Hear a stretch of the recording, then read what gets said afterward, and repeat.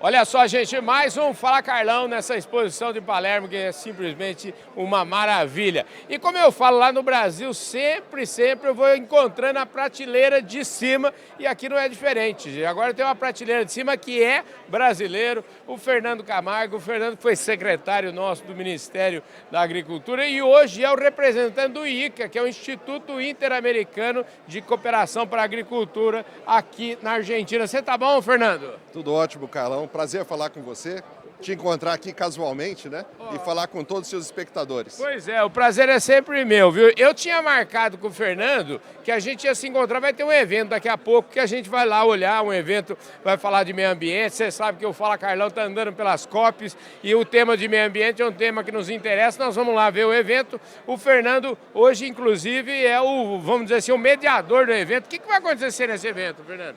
Exatamente, é um evento que foi solicitado pela União Europeia, o embaixador da União Europeia, que realizou junto com a sociedade rural argentina esse evento, que é para tratar do tema daquela lei da União Europeia que vai tratar de importação de países aqui da América do Sul, de todos os países, de produtos de áreas livres de deforestação. Ah, entendi. Entendeu? Então, a partir de janeiro, se não mudar o ordenamento jurídico, os produtos de Brasil, Argentina, Paraguai e Uruguai, ao serem exportados para a União Europeia, devem se submeter a algumas regras que estão sendo colocadas pela União Europeia. Então, esse é um tema muito importante porque atinge aqui os produtores do grande chaco argentino, paraguaio, e os produtores da Amazônia brasileira. Você sabe que lá no Brasil o povo tá bravo demais com esse negócio, porque a Europa fala assim, ó, a partir de tal data já começa o trem. E parece que eles não foram consultados, ninguém... A turma promete que os elefantes andam na corda bamba, mas esquece de avisar os elefantes, não é não, Fernando? Exatamente. Esse é um tema que, inclusive, vai ser discutido hoje aqui. Deve ser uma das perguntas que nós vamos fazer para o representante da União Europeia, se justamente não vai ter uma prorrogação de prazo, porque início de janeiro do ano que vem já está aí, né, para os países se adequarem. E, por outro lado, também alguns temas importantes, por exemplo, e o Código Florestal Brasileiro, que é muito rígido.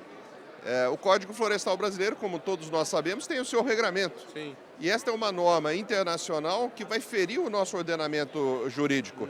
Então, como é que fica isso? Essa tensão entre o ordenamento brasileiro, o ordenamento argentino, o ordenamento paraguaio, uruguai, com a norma da União Europeia, que não necessariamente são iguais. Ao contrário, nós temos possibilidade, por exemplo, de fazer o chamado desmatamento legal. Sim. Não é? Então, você tem uma área no cerrado que o produtor rural pode dispor desta área desde que ele conserve a sua reserva legal. Mas no regramento da União Europeia isso não é permitido. Então, existe uma tensão muito grande com relação a esse tema. Eu sempre digo o seguinte, no final das contas, o bom senso deve prevalecer, né? Porque eu falo sempre que se o bom senso ainda não prevaleceu, é porque não chegou no final ainda, não é não, Fernando? Exatamente, isso é aparentemente uma exigência cada vez mais do consumidor. Sim. O consumidor realmente tem direito de saber de onde veio o produto que está consumindo. Agora, ao mesmo tempo, você tem que analisar, cada país tem a sua história, cada país tem a sua peculiaridade. Nós sabemos da peculiaridade brasileira, assim como a Argentina, o Paraguai e o Uruguai têm as suas.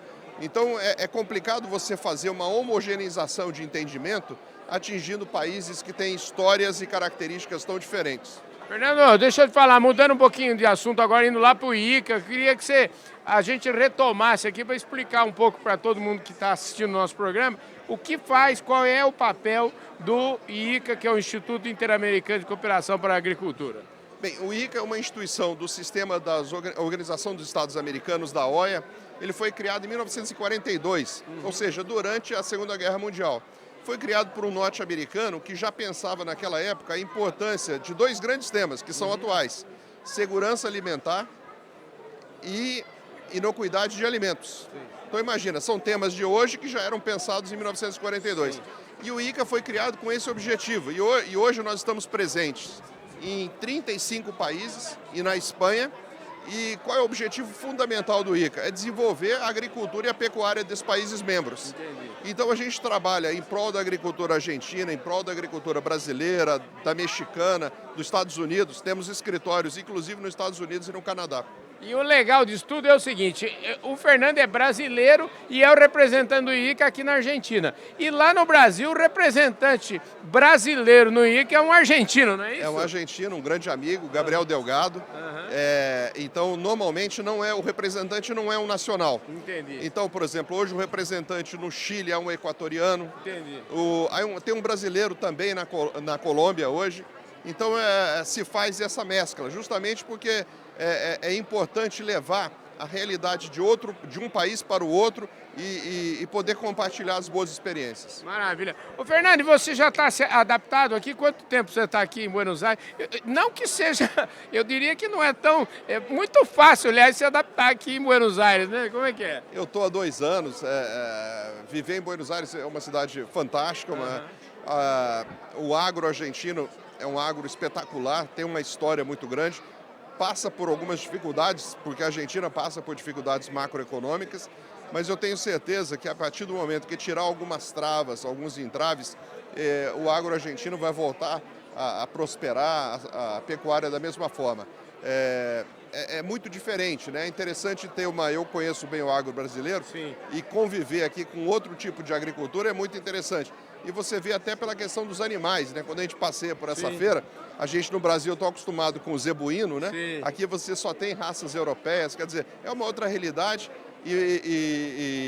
Mas enfim, eu acredito muito no potencial do agro argentino. Me atualiza um pouquinho agora, a gente sabe que a Argentina está com um presidente novo, inclusive o Milei deve estar aqui no próximo domingo, a gente vai tentar inclusive ver se a gente consegue botar o nosso microfone perto da boca dele lá, mas eu queria que você falasse o seguinte, eu aprendi a admirar a força do produtor rural argentino, porque eu até brincava que lá no produtor a gente era muito penalizado, mas aqui existia um negócio chamado retenções nos últimos tempos.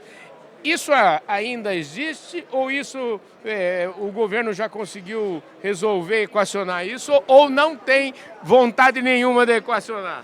Esse é o grande tema, você tocou no grande tema hoje da macroeconomia argentina, que é poder o Estado argentino viver sem esse imposto que é muito alto para o agro argentino. Né? Ou seja, um produtor de soja aqui da Argentina é impactado em 33% de imposto na sua exportação. Agora veja, uma coisa importante para o seu espectador e para os nossos amigos do Brasil entenderem, é que as retenções elas não são de agora. Elas na década de 30 do século passado já existiam. Uau! Então você veja, é um problema histórico e que até agora não conseguiram resolver. Eu até achava que era mais fácil de resolver, mas se você está falando que é da década de 30 do século passado, estou achando que esse negócio não é fácil não, hein, rapaz? Justamente, eu acho que todos os presidentes que assumem têm como objetivo fundamental tirar as retenções do agro. Né? Isso eu acho que todos os últimos, desde que eu estou acompanhando, sempre tiveram essa mensagem. Agora, a realidade se impõe, né, Carlão? Então, a macroeconomia se impõe e eu imagino que na medida que você conseguir outras fontes de renda para o Estado argentino, vão conseguir, não digo tirar, mas pelo menos baixar as retenções. Maravilha. Olha, gente, eu só fiquei agora impressionado com isso. E a gente sabe o seguinte, todo governante, na verdade, precisa de dinheiro. Dinheiro de governo é imposto, não é verdade? É verdade. Você tem um trade-off, né? Ou seja, você precisa de obra pública, você precisa de assistência social, você precisa de servidores públicos, você precisa de manutenção da máquina e, ao mesmo tempo, você tem o gravame no setor produtivo. Essa tensão, ela sempre existe. Qual que é o melhor estado, né? Cada sociedade tem a sua receita, né? A sociedade sueca resolveu criar um estado de bem-estar social que é diferente da sociedade americana. Sim. Não é? Então, cada sociedade tem o seu próprio modelo. No Brasil, a gente também tem esses temas, né? Qual é o peso da carga tributária? E não é diferente aqui na Argentina. Então, eu acho que esse é o tema, é a ordem do dia, como se diz. Você, para a gente encerrar agora, você que está aqui no dia a dia do fervo aqui, você diria que hoje, em relação ao dia em que foi eleito, o Milei continua com vamos dizer assim, com a popularidade que ele tinha no dia que ele foi eleito? Bem, eu não vi as últimas pesquisas, mas é desafiante, né? Porque o problema econômico da Argentina é um problema muito sério e tem que se fazer esse debate no Estado argentino, né? Que Estado que queremos? ele tem conseguido aí alguns números de superávit financeiro, tem que ver o nível de sustentabilidade do superávit. Agora, um outro grande tema que aqui tem na Argentina é a inflação e a questão cambial. E aí a gente tem que lembrar o saudoso ministro Mário Henrique Simonsen, que já dizia que o problema da inflação é sério. A inflação pode te molestar muito, agora o câmbio mata. Fernando, obrigado, viu? Você é um craque, obrigado. Sempre muito bom falar com você. E daqui a pouquinho a gente vai lá te assistir, viu? Daqui a pouquinho a gente vai participar desse seu evento lá. Vai ser um prazer falar com vocês, um prazer falar com o Brasil. É isso aí, gente. Fernando Camargo conversou comigo aqui em mais um Fala Carlão na prateleira de cima da exposição de Palermo. Valeu!